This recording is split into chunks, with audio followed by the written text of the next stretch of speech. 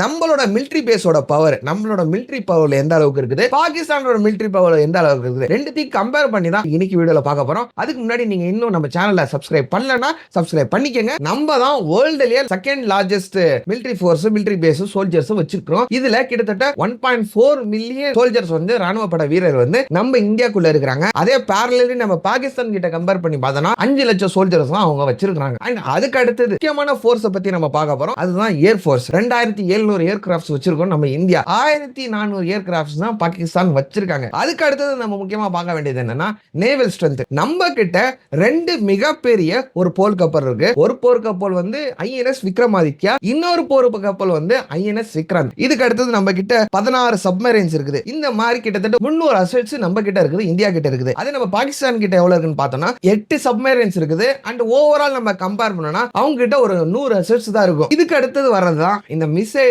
Nuclear power comparison. நம்ம India கிட்ட வந்து அக்னி 1 and 2 அப்படின்னு சொல்லப்படக்கூடிய ஒரு மிசைல் இருக்குது. இதுக்கு அடுத்தது வந்து நம்ம கிட்ட பிரம்மோஸ் அப்படின்னு சொல்லப்படக்கூடிய ஒரு மிசைல் இருக்குது. பாகிஸ்தான் கிட்ட நம்ம கம்பேர் பண்ணோம்னா அவங்க கிட்ட ஹத்ஃப் 1 அப்படின்னு சொல்லப்படக்கூடிய ஒரு மிசைல் இருக்குது. அதுக்கப்புறம் கசன்வை அப்படின்னு சொல்லப்படக்கூடிய ஒரு மிசைல், அதுக்கப்புறம் ஷாஹின் 1, ஷாஹின் 2 அப்படின்னு சொல்லப்படக்கூடிய மிசைல். இந்த மாதிரி ஏகப்பட்ட மிசைல்ஸ் அவங்களும் வச்சிருக்காங்க.